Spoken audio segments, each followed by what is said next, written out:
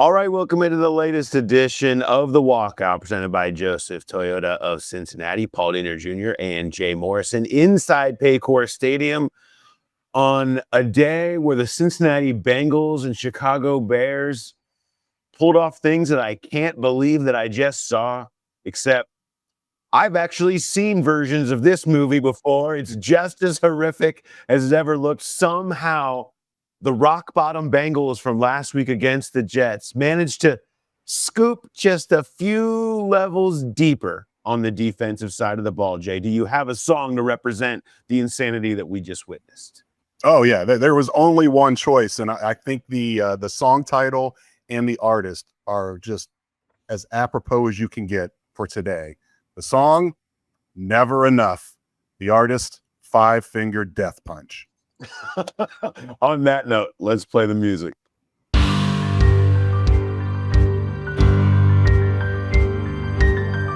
a walkout, Paul and Jay, with red hot stories from post game. Interviews, analysis, debating hour, right here at the Growler. All right, welcome into the Walkout, presented by Joseph Toyota of Cincinnati. Bears beat the Bengals 47-42, despite an onside kick recovery, a Joe Flacco touchdown in the last minute. The Bears only need just 4 plays to go the length of the field and end the game with just disgusting fashion, is all I'll say. Colston Loveland, 58-yard pass, the latest batch of missed tackles from this embattled, truly gross Bengals defense for the 47-42 ending. And there's a lot to get to, a lot of fallout from this after the game. You're going to hear from Chase Brown, who was honest, unfiltered, slightly explosive, as you start to see the offensive side of the ball specifically, not afraid to voice their frustration. How could you not? Right. How could you not, after what happened today, just the latest version, to take, 3 straight games where the Bengals could have very easily been 3-0 on this stretch. And instead, they're sitting here at 3-6, which is startling. You're going to hear from Zac Taylor. He's going to talk a little bit about Joe Flacco's performance, which was otherworldly stuff today. Unbelievable from him. We'll talk about that. We're going to bring you the Joseph Toyota drive of the game, a few records, and Jay is going to have full Morbidson coming your way with the stats on this one. There is no doubt there's plenty of stats to touch on. We'll talk about what's next and some more scenes from the locker room today. Before I do that, though, Bengals fans, I want to remind you, when it comes to buying a car, experience matters. And at Joseph Toyota of Cincinnati, their team brings decades of knowledge, service, and trust to every customer who walks through the door. It's not a dealership full of rookies like the Bengals defense. The staff at Joseph Toyota, they know their stuff. They walk you through your options with upfront, honest, and transparent advice, making sure that you find the right vehicle for your lifestyle. So if you're looking for a rock-solid Camry or a versatile RAV4, a powerful Tundra, it's ready for the tailgate, the Joseph Toyota team will put their experience to work so that you drive away with exactly what you need. And none of the games that you find at other dealerships. Doesn't stop after the sale either. Their service department is packed with seasoned technicians who know Toyotas inside and out, so you can count on fair pricing, expert care, and peace of mind. So if you're ready for a car buying experience that feels like having Joe Flacco in your corner, head to Joseph Toyota Cincinnati, right off Colerain, or online anytime, josephtoyota.com. Joseph Toyota, experience you can trust, honesty you can count on. All right.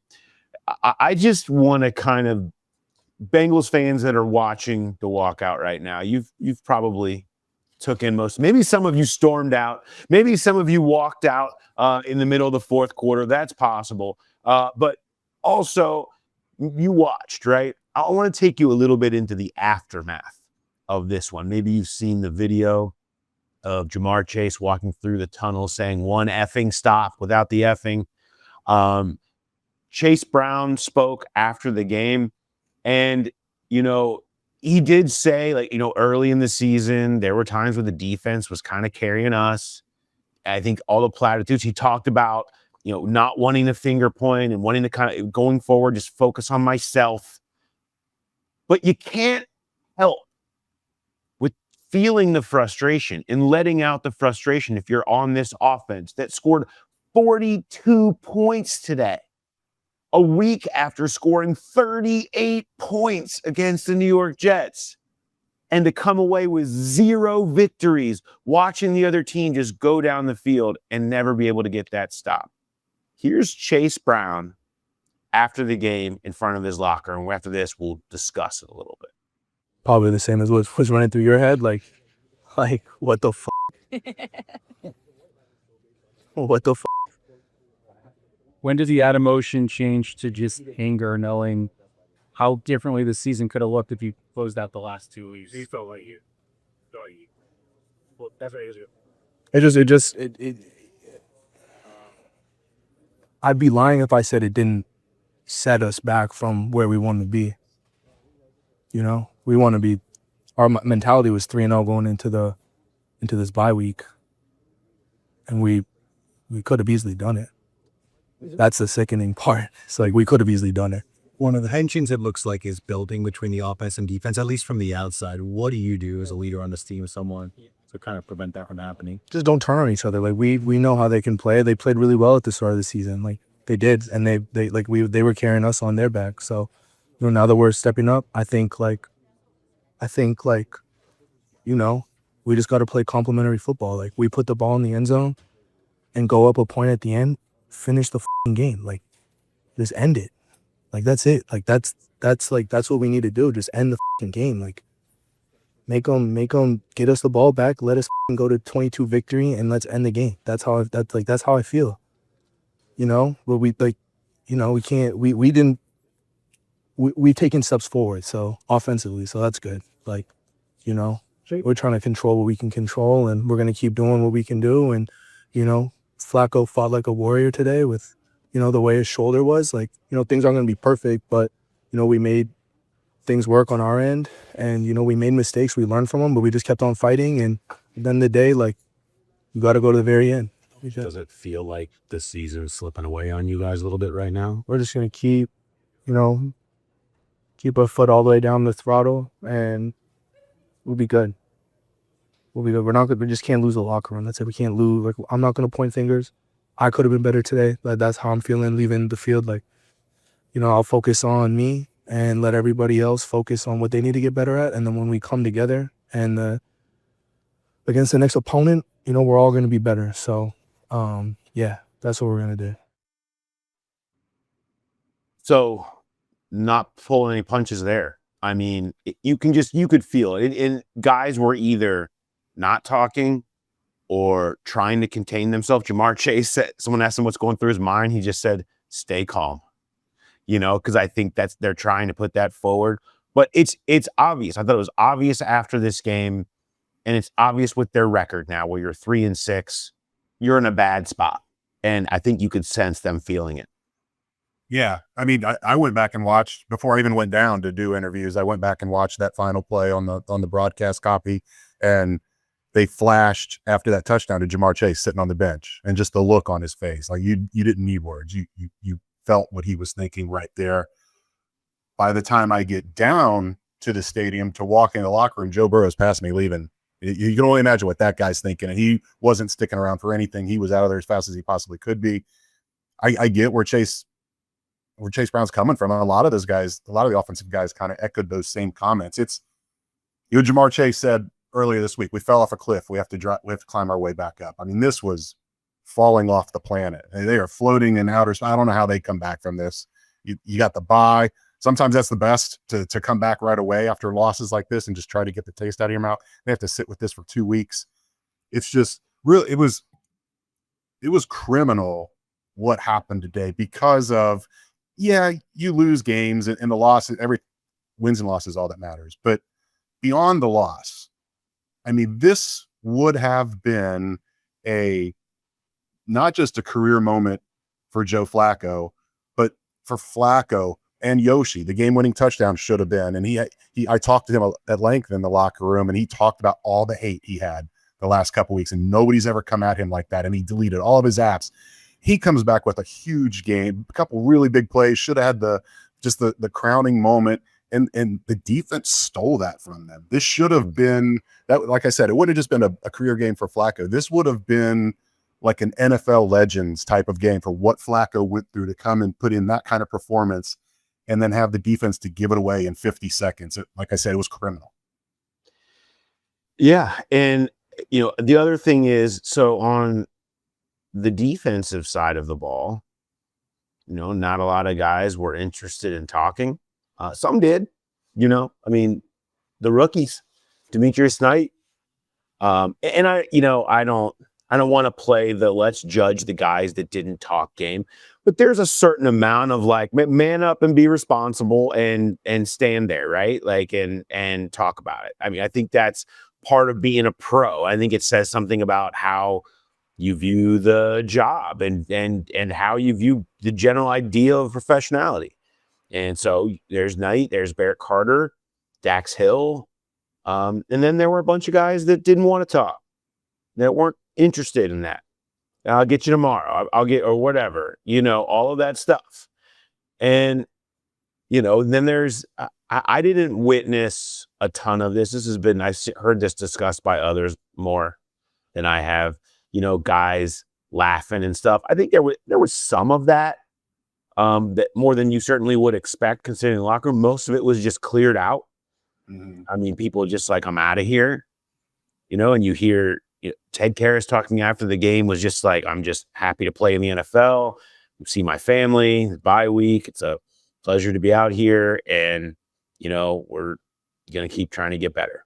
Like you can sense the internalizing, I'm just not going to deal with everybody dealing with this in their own way because they know what it is. Like this is the writing. The writing has been on the wall, and this was just the stake in the heart. I mean, I misspoke. Steelers are 5-3. It doesn't matter. It doesn't matter. This is when the defense, there's no fixes happen. Like it's getting worse. How's it getting worse? The one thing you thought you could count on was like, okay, we're doing this now, taking the lumps now, so that in the long run, incrementally, every week, you'll see it start to get a little better. And it gets worse. And so now you have, Jay, we can run down a few of the sad stats. So in the last 5 games, in the second halves, so everybody's last 5 games in the league, in the second halves of those games alone, the Bengals have allowed 117 points. 117 points. The next worst in the league over their last 5 games is the New York Giants with 77 points allowed in the second half. They can't stop a soul. And if they could have, think of how many games, like one stop, like Jamar Chase said, one effing stop. Mm-hmm. And they beat the Jets and they beat the Bears in wild fashion. A game that we're talking about forever. And they've won 3 in a row. And here come the Bengals, right? You're asking for so little. What is it? The old meme. Our expectations were low, but holy fuck. That's what this is. It's remarkable. I've never seen a defense this bad before. I've never seen anything where you knew it. The moment they scored and there were 54 seconds left, you said too much time. You knew it. Yeah. And so you were talking about, I put in the wrong filter. I did the last 4 games. It's actually the last 5. You're right. But it was the New York Giants gave up 146 points in 1966 in the second half, 5 straight second halves. And you, in the Super Bowl era, you got Buffalo in 2012 with 118, and there's the Bengals at 117. I mean, you're talking what, almost 60 years of football and the third worst. And it's just over and over. I mean, there are so many. Second straight game, giving up 500 yards. They're the 19th team in NFL history to do that in back-to-back games. Only one team in the Super Bowl era has done it in 3 straight. The 2018 Bengals. That's where they're at. I mean, could Pittsburgh get 500? I would bet on it. I mean, what's going to change after the bye? And that's the most frustrating thing about this is, I mean, Zac Taylor sitting up there talking about how hard they work and how much they put into it. It's like, if you're doing everything you possibly can to fix a problem and it gets worse and it continues to look like this, I don't know how anybody can have any faith that anything is going to change. At this point, like you say, you get to Halloween, the costumes come off, you are what you are. I mean, they could bench starters, but clearly I don't think the guys that are sitting on the bench right now are going to make a difference. It feels lost and hopeless. And maybe the players aren't willing to say that, but I bet they're feeling it. Yeah, I mean, Zac Taylor said after the game, his first words were, "I can't believe it." Yeah. You know, and I think that's what everybody, you can't believe it. You know, Chase Brown, what the F? You know, like, it's like, that's it. I mean, it's surreal where they're at, but what is it? So what do you do? Right? Mm-hmm. We're going to fire somebody. No, it was Lou's fault, and now it's Al's fault. Oh, no. Is it the head coach's fault? I mean, that the defense can't get themselves together? Sure, he's inevitably responsible for it. But it's the middle of the season. Where are you going to go next? And the dude's offense can't be stopped with Joe Flacco at quarterback right now. Yes. So, I mean, you're hurting yourself before you help yourself if you really think that that's going to make a damn difference. Okay? And so these are the guys. They drafted these guys. They brought Al Golden in to coach these guys. And I don't feel like, you know, we heard about the energy they had and the players only meeting, which is always crap. And it's just, this team needs to show some spine on defense. They need to show some pride, show some heart, act like it matters to you. I don't think it doesn't, but like, honestly, what Chase Brown did after the game, where's 7 more dudes doing that on the defensive side of the ball? Yes. Yeah. Somebody be standing there and say, we need to make one freaking stop. It is a crime what we did to Joe Flacco today. It is a crime what we've done to this Bengals offense the last couple of weeks. It's a crime what we did to the special teams that had a kickoff return to start the game and recovered an onside kick to set it up. And Joe Flacco comes down and scores a touchdown with his bad shoulder thrown it a gazillion times. And we can't stop him from going 72 yards in 4 plays and missing yet another series of tackles and never getting a pressure. Like, someone needs to stand up and just say, this all is unacceptable, and say it loud, man. Be pissed. Show it matters. It's not about whether someone did laugh or didn't laugh or did talk or didn't talk. Show that it matters. Make a show of it so all your teammates know that it matters. And maybe they are. Maybe lots of it's happening behind the scenes. I saw people exploding at each other on the sidelines during the game today. Mm-hmm. Jordan Battle and people trying to get calmed down, and there's stuff happening on the side. Cool. Like, honestly, whatever. But you just want somebody to feel like, to say, I hear you, Chase Brown, and I agree. You can say that because it's true, and we're going to get better. Like, and we don't know what happened inside of the players only meeting or whatever, outside of maybe a lot of guys said, we're out of here. But like, we do know that, like, we have not heard anything resembling that or any form of fire. We've heard trade requests, but we haven't heard any form of fire from that side of the ball. It's just sort of a shrug. We're going to keep working at it. We're going to be practicing tackling. Like, it's, Are they though? yeah. I mean, I don't how many missed tackles today came from guys just throwing a shoulder? The game is on the line, and you have a tight end running up the seam, and Jordan Battle comes in. You got to get that guy on the ground, and he just throws a shoulder at him, and he bounces off, and he scores. It's like, if you're working on tackling, wrapping up is the number one lesson in that. And for them to not be using that in the biggest point, I don't know. That was stunning to me.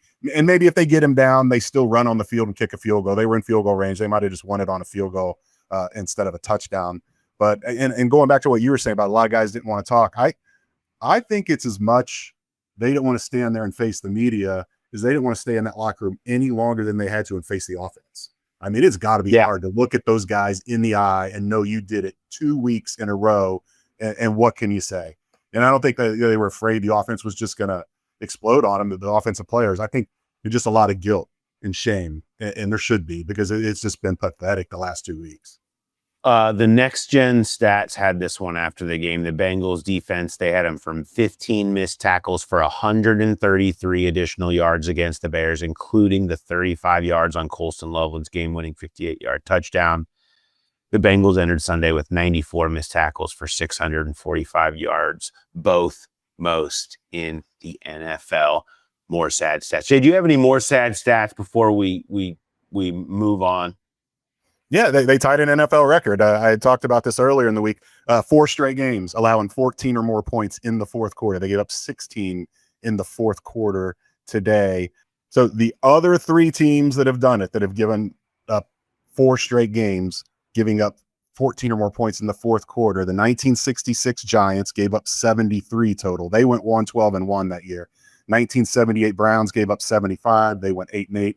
The 2022 Colts gave up 77. They went 4-12-1. Bengals are at 70 right now. At least they're not the worst, but they are tied 4 straight games with 14 or more points in the fourth quarter. You can't win games that way, and they're not. I mean, somehow they found a way to win one against Pittsburgh, but it just can't keep going like that. Today, this was tied for the 4th most yards allowed in franchise history. It was tied for the 5th most rushing yards. They gave up 576 total, gave up 283 on the ground. I mean, it's just history after every stat you look at. They're just making history. Worst 5 in franchise history, worst 4 in NFL history. There's some bad teams in this franchise's history, and they are trumping them right and left. Like I said before, I don't know how you can fix it. I don't know how you can look in the mirror and say it's fixable. It's going to continue like this. You just feel safe saying it. There's no answers out there. They're not going to go out and bring in 5 new guys on the trade deadline on Tuesday. It is what it is. It's the rest of the season is going to look like this. If the offense can keep playing like that, that's a question mark. The defense is going to keep playing like this. There's just no way around it. Yeah, 576 yards by the Bears is the most by a Bears team since December 7th of 1980. I was 2 months old the last time the Bears had this many yards in the game. It's their second most since the 1970 merger. It's the second most they've ever had. Unbelievable. It's everybody's. I want to say one last thing before I move it on to talk about Joe Flacco. I just want to say I do feel like, and he's hurt. Okay, I'm gonna say he's hurt under the assumption. I mean, Trey's tried to play. They win both these games with Trey Hendricks. He's the closer. Yeah, we know it's literally what he is. It's literally his job that he is getting paid $30 million to do because he's as good as anyone. You feel them. These fourth quarters that you're talking about here have largely been played without Trey Hendrickson. Okay, he's the one thing they got. They got DJ Turner and they got Trey Hendrickson. Rome Odunze had 0 receptions today. DJ Turner was traveling with him. They had that. If they would have had a closer with this offense, it would have been enough. They have to have Trey Hendrickson, and they don't. And that's killing them right now. Well, it's killing them that Shamar Stewart stinks and Miles Murphy stinks and Joseph Toyota can't get anybody back there, and nobody can get any pressure. Their whole front 7 is a disaster. But, I mean, the bottom line is that that's the one thing that they have. If they can have him to close these games when they're up 38-30 whatever, or 40 to whatever, like if they can have him to do that, you can get that one stop, as Jamar Chase said, the one effing stop to win the game. That's what he does. And they couldn't because he's not playing, and you're feeling that right now. All right. You guys might have thoughts, and you might say, hey, can I not have to watch the Bengals for one weekend? Well, you're in luck. You don't have to watch the Bengals, but you can hang out with us, myself and Jay and Mark. I think Charlie's going to come. We're going to be hanging out. We are going to be in the VIP room at BetMGM, which is awesome. TVs everywhere. You got your own bar. It's a whole setup, couches, tables. It's sweet back there. We're going to be watching the 1 o'clock window next Sunday during the bye week. And we're going to have exclusive parlay boosts, 4 games in that 1 o'clock window that you can only get coming in, hanging out with us. And we're going to talk. This is not a show. There are no mics. There is no on the record. None of you better be rolling video on me when I start going off. Okay. we're there, man. We're here to take whatever you want to talk about. You want to talk about the Reds? You want to talk about the defense? You want to talk about World Series? beach concert and the drum circles? We can do any of that. Whatever you want, just let us know. Send an email to the Growler Podcast at gmail.com. Let us know if you want to come, how many people you have in your party, and we will set you up to come hang out and watch the 1 o'clock window with us at BetMGM's awesome VIP room. We will also be giving away tickets to Bengals Patriots. You know you want to see this defense try to stop Drake May.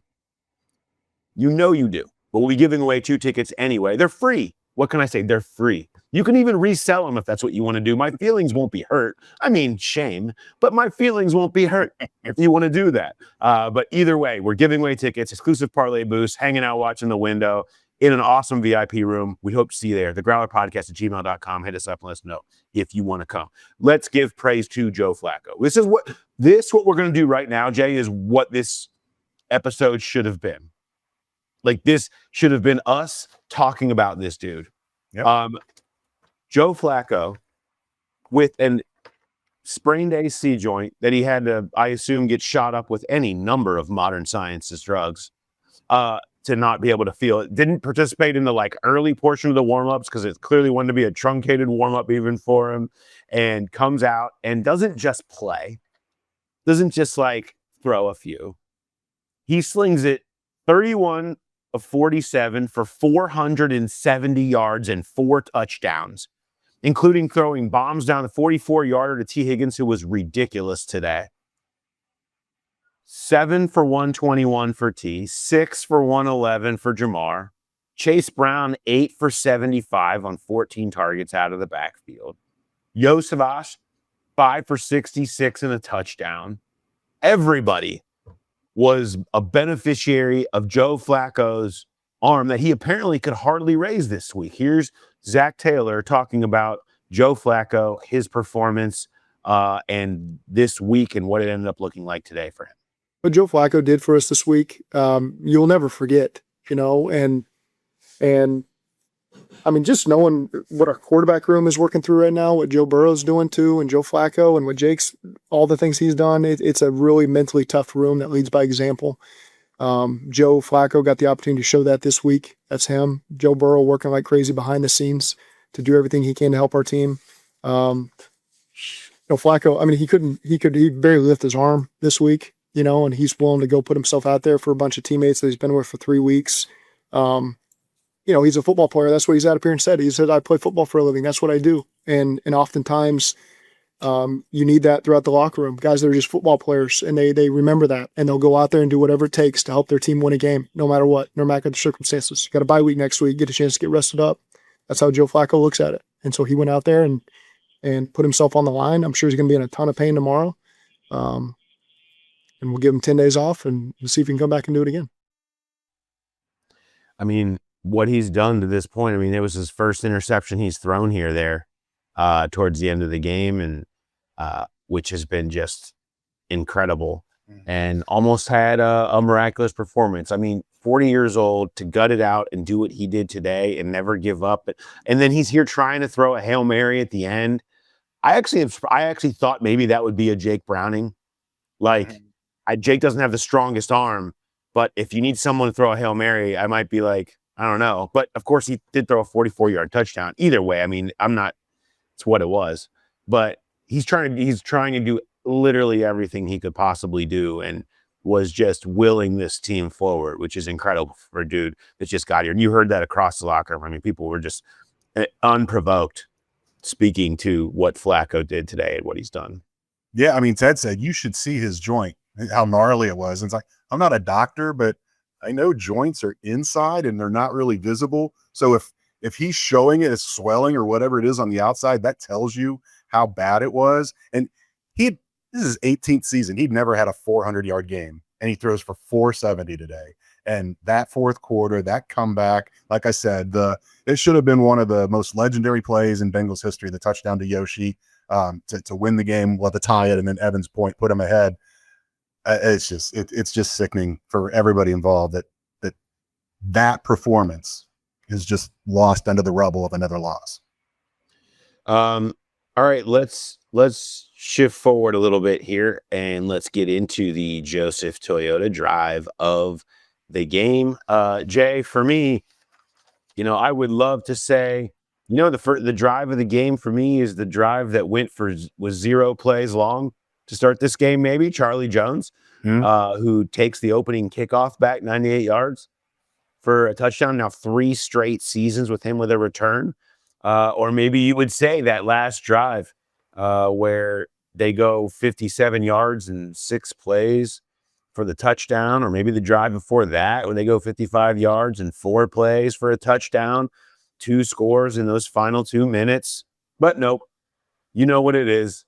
It's 4 plays, 72 yards, 2 first downs, touchdown Bears to win the game in the final minute. Didn't need much time. 54 seconds was all they needed. Was when they got the ball there and had it for 37 seconds. Yeah, I mean, they even gave the Bengals more time. Yeah. Didn't even need that time. All right. On that note, what else do we got here? Any milestones or news from today's game for you? No, I mean, Yoshi again. He tied his career high in catches, but that's minimal. The T, after only 1 target last week, came up really big today. I was kind of thinking like in the running could have been after the onside kick, because you're thinking, oh, they got an onside kick. This is where they give everybody hope, and then they don't go down, and they did. They went right down and got that touchdown. The one that kind of stands out to me, I said I went back and watched that play, but what I didn't look at is where the missed tackle happened on the field. I was thinking it was closer to the goal line. You said that it was an extra 35 yards after missed tackle. So if they tackle him at the 35, you're talking about a 53-yard game-winning field goal. Santos's career long's 55. He's not super accurate beyond. They were out of timeouts, right? They were out of timeouts. And just used the timeout because Caleb stayed inbounds. So they would have had to rush up, get the spike. Santos had looked terrible in this game. I mean, he had a few makes, but it didn't look great. You're right, Jay. Yeah.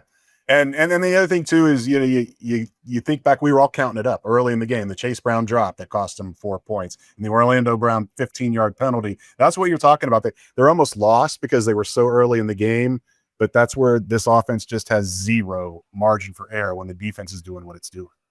Yeah, they had 6 unforced errors essentially that equaled about 22-point swing in this game. So they just gave up 22 points between penalties and stuff like that. All right. T over 5,000 yards for his career. T with 9 straight home games with a touchdown. Evan over 500 points. So we have a bunch of different milestones here in this one. Next game is going to be in Pittsburgh after the bye. But a reminder, yes, we have the bye week coming up for everyone to try to calm down. I'm sure they will. Bengals will report on Monday and then on Tuesday as well before taking the long weekend off. After that, we'll have open locker rooms and reaction and stuff for you there. So make sure you keep it locked. And we still got the rewatch tomorrow. There's going to be plenty of good things to go through there. Myself and Charlie, 8 o'clock on the YouTube channel. Make sure you check that in. PD&J, Who Dey Light. They may go on by and quit, but we don't stop. We care, okay? We're not afraid to stand up and talk about it, okay? We're going to do it for you. So make sure you keep it locked into all things Growler this week. Make sure you're subscribed. And hey, send us the email about coming to the live show and hanging out. thegrowlerpodcast@gmail.com. Hit us up. All right, from Paycor. For Jay, I am Paul. We will talk to you next time. Have a good one.